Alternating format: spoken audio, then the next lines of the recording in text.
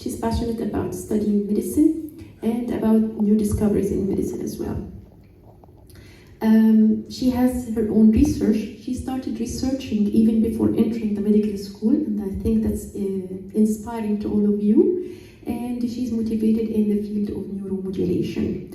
Maybe some of us don't know what neuromodulation is, so I welcome Ms. Asli to talk about neuromodulation and her research.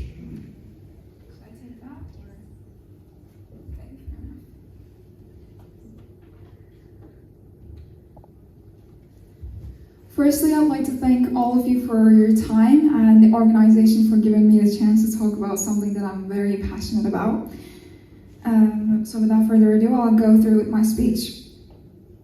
It is marvelous how we can help people much more in today's world than even when I started my education journey 11 years ago. Neuromodulation might come across as quite a complex topic, but the way I explain it is this.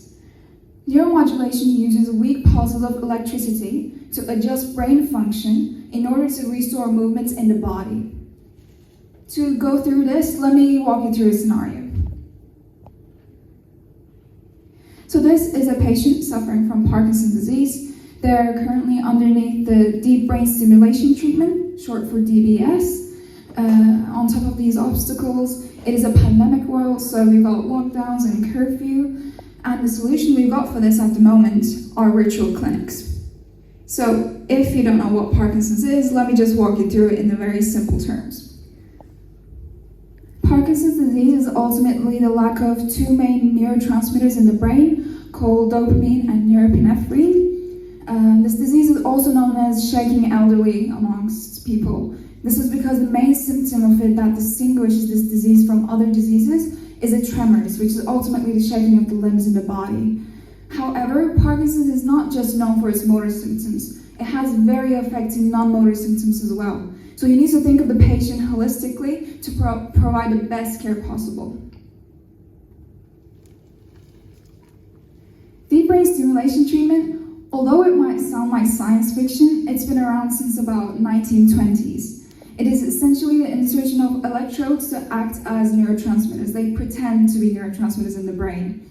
And they do this by sending electrical signals to the basal ganglia, which is the region where the main problem is caused due to Parkinson's. Now, let's think through. We've got the Parkinson's disease, which is ultimately very affecting, and the deep brain stimulation treatment, which is a serious treatment to go under through. And it's a pandemic world. We've got lockdowns, we've got curfew. Patients could not visit the hospitals. These deep brain stimulation treatments, they need to be adjusted maybe like twice a month to get the best result possible. But due to the lockdown and COVID, not only were the patients not able to attend their appointments due to the fear of contracting COVID, they just physically couldn't go. They're chronic patients, they've got serious symptoms, and on top of that, roads are closed, it's lockdown, you cannot go anywhere. So it's a huge issue for these patients. The solution we've got for this at the moment are called virtual clinics. They are at the moment only available in the US, but will be available wider soon.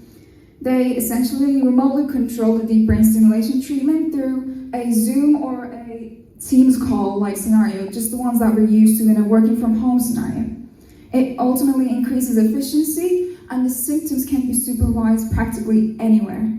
Whether you're 2 blocks or 200 miles away from your physician, we can extend care beyond the clinic walls with this program.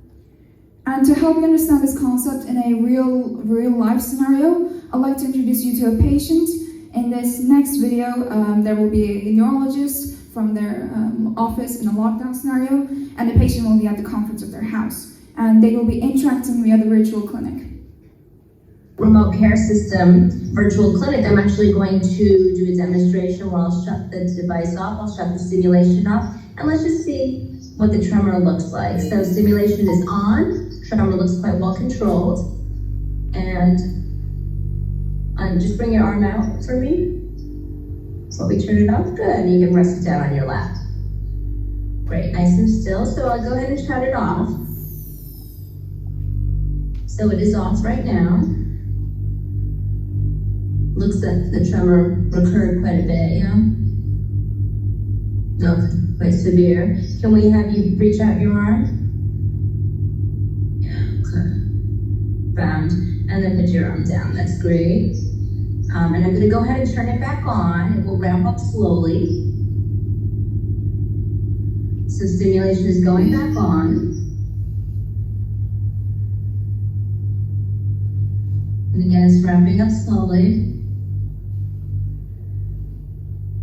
And voila, looks like tremor stopped. Let's have you bring your arm out again. That's wonderful, and you put your arm down. Thank you. I mean, what a miracle, isn't it? You can control this huge, mind-boggling treatment from miles away and still have the exact same result that you would expect from it. This patient's story shows us how seamlessly this technology can be adjusted. And bear in mind, these deep brain stimulation treatments have like 50,000 settings that need to be physician adjusted to have the best outcome. With virtual clinics, we can create a path just right for patients. And this is when they're no matter where they live. You know, as long as they have a Wi-Fi or cellular data access, we can reduce the need for multiple in-person office visits, which can be difficult for the patients as well, but also for their family or caregivers. This enables the doctor and the patient to walk together virtually in any room in their house. You know, whether they're navigating their kitchen or interacting with their pets, or even just playing a piano, the physician can see them in their real-life scenario and actually evaluate to adjust the treatment to have a better result. This means increased flexibility, and this can happen anytime, anywhere. This is a huge thing for people with movement disorders. This provides connected care from anywhere across the globe. And this was not possible before. Thanks to virtual clinics, movement disorder patients can increase their life quality and live a better life.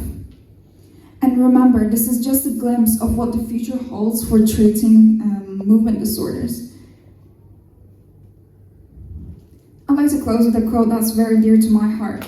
If you give up, all hope is lost. Neuromodulation and virtual clinics give us an opportunity to give hope back to the patients. Thank you.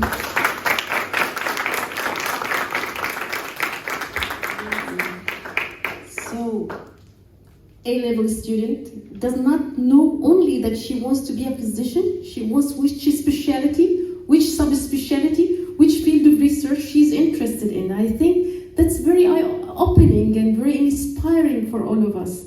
And I think you can see the future in